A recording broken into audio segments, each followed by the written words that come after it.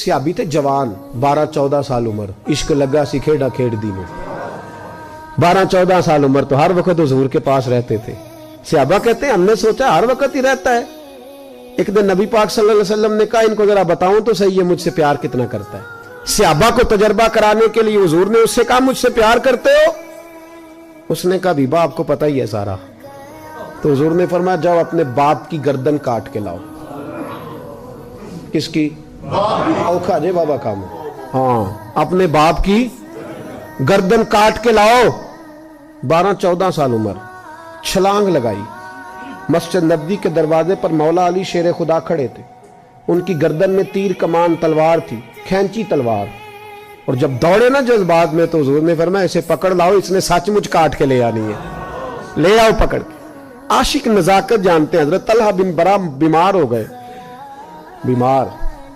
दिन में 2 दफा मेरे नबी तीमारदारी करने जाते, 2 दफा। अल्लाह करे वो बीमारी में ही आ जाए।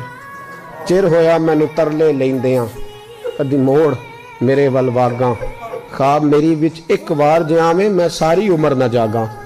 नबी पाक सल्लल्लाहु अलैहि वसल्लम 2 दफा तीमारदारी करने जाते, 2 दफा दिन, 2 दफा हुजूर पता ले। एक दिन हुजूर शाम को गए, उनका माथा चूमा तो हुजूर की आंखों में आंसू आ गए।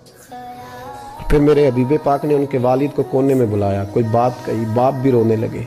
हुजूर ने फिर प्यार किया, चले गए। हजरत तलहा अपने अब्बा जी से कहने लगे हुजूर क्या कह के गए? कहा बेटे कुछ नहीं। कहा नहीं मुझे बताएं। कुछ नहीं, रिश्ता ही बड़ा नाजुक, नहीं बताएं। तो बाप ने सर पे हाथ रखा, कहा हुजूर कह गए हैं तो आज शाम को फौत हो जाएगा। और जब हुजूर ने कहा जब इसका इंतकाल हो जाए तो मुझे खबर करना।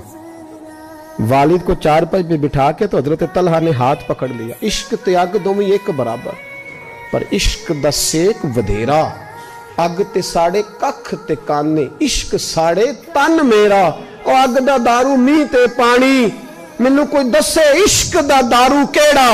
बुल्ले शाह उत्थे कुछ नहीं बचदा जिथे इश्क हुरां दा डेरा।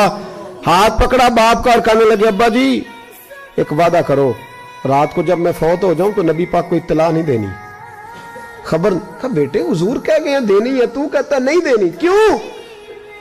आशिक नजाकत जानते हैं। अगरचे 12-14 साल उम्र थी पर इश्क पक्का था ना, नजाकत समझते थे। कहने लगे अब्बा जी जिन गलियों से हुजूर ने गुजर के आना है वो यहूदियों की गलियां हैं। ऐसा ना हो मेरे जनाजे की खातर हुजूर गुजरे और कोई मेरे नबी को तकलीफ दे दे, इसलिए खबर नहीं करनी मुस्तफ़ा को। आप जनाजा पढ़ के दफना देना। रात को इंतकाल हुआ, बाप ने जनाजा पढ़ा, दफन किया। सारा कुछ जानने वाले रसूल आए। कहा मुझे बताया क्यों नहीं? अर्ज की महबूबा, कहता था हुजूर को तकलीफ नहीं देनी, मेरी जात की खातर तकलीफ ना देना, ना कोई यहूदी तकलीफ ना पहुंचा दे। गलियां यहूदियों की हैं, कुर्बान जाए सारी दुनिया रोजा रसूल पे। और मेरे रसूल ने फरमाया मुझे बताओ उसकी कब्र कहां है? सारी दुनिया रोजा रसूल पे, और नबी पाक उस गुलाम की कब्र पे खड़े आंसू बह रहे हैं। सहाबा कहते हैं हर कब्र पे दुआ ये होती थी या अल्लाह कब्र कुशादा कर दे, या अल्लाह इसका हिसाब आसान कर दे। यहां दुआ भी अनोखी, इसके लिए दुआ भी अनोखी, रिश्ता ही बड़ा नाजुक है।